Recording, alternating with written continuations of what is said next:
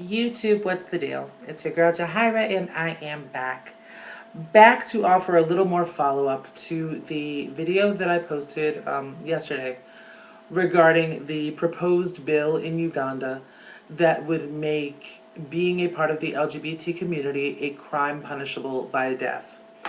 My dear sister, whom I love very, very much, Rachel, aka Yoga Angel, go check her out, y'all, sent me a link to a video stating that the bill has indeed moved forward into the Ugandan parliament right now, and we are at the less than 24-hour mark before this bill could turn into law if President Museveni signs off on it.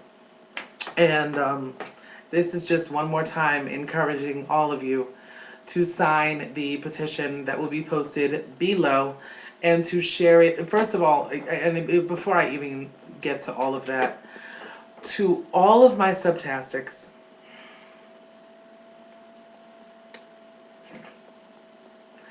to everyone who watched my last video, y'all know what it is on this channel, so I'm not going to say I'm sorry.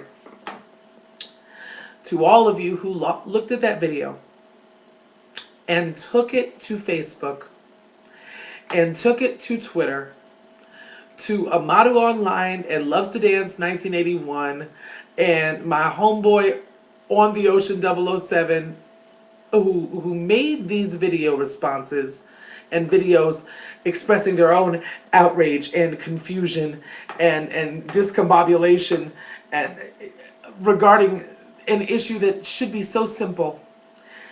You have my eternal gratitude. And this is why I keep saying, and I will continue to say until they lay me down in the dirt, my subtastics are head and freaking shoulders above.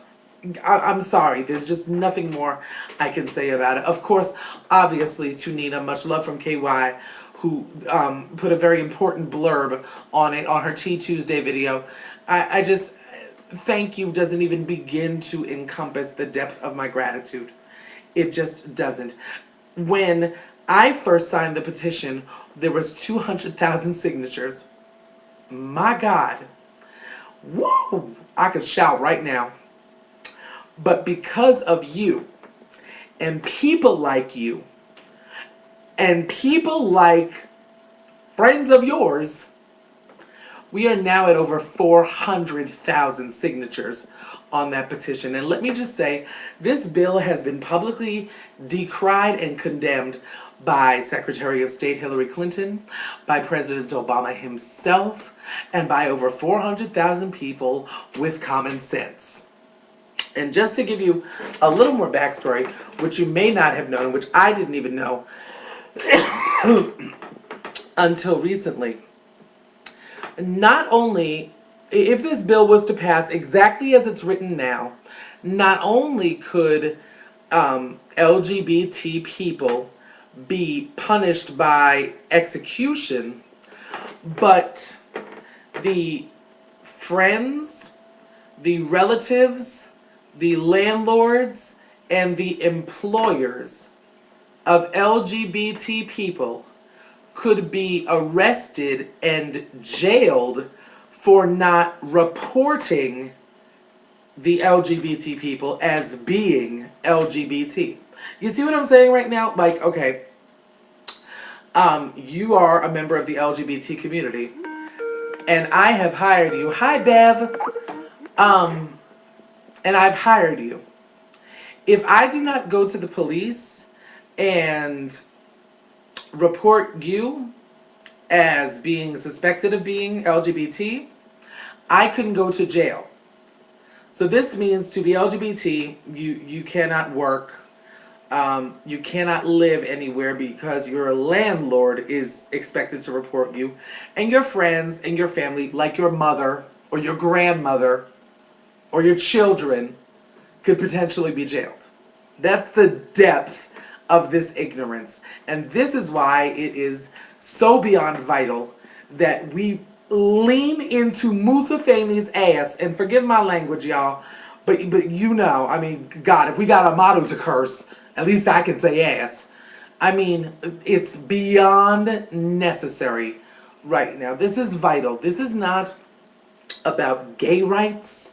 It's not about lesbian rights, bisexual rights, transgender rights. This is a human rights issue.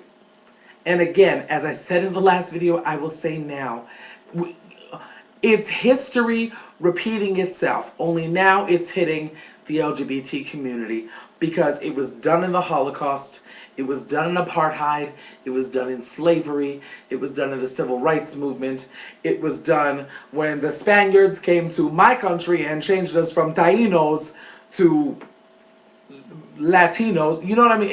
It's been done over and over and over again, and no good has ever come of it. I mean, this is just, we are standing with our finger on the pulse of history right now, and that same finger that rests on the pulse of history is the same finger that can click the link to the petition, submit their first name, last name, email address. I was told by Loves to Dance, I was told by Amaru that they request your mobile cell number, but it is completely optional. I did put it in there because, I mean, shit, I'll give a pint of blood if it means that this thing doesn't pass. But if you're not comfortable doing it, no judgment, no issue, no worries. Sign the petition. Tweet it, Facebook it, Tumblr, Uvu, get in a tiny chat, spam somebody. I mean, we've got to get this thing together. And again, for all of you that have already done so, I thank you from the very bottom of my heart. It's really, I mean, you know, not to sound so self-serving that it has anything to do with me, but it has everything to do with us. It has everything to do with living cohesively as a world community. And it really is all the way down to the very fundaments of Jahira's mission. And so for all of your efforts, I thank you. I bless God for you. Dios te bendigo. God bless you every waking day of your life. To those of you who have not, again, I encourage you to do so. Research this thing yourself. Find out for yourself. And I have spoken to people today who do not agree with the LGBT lifestyle.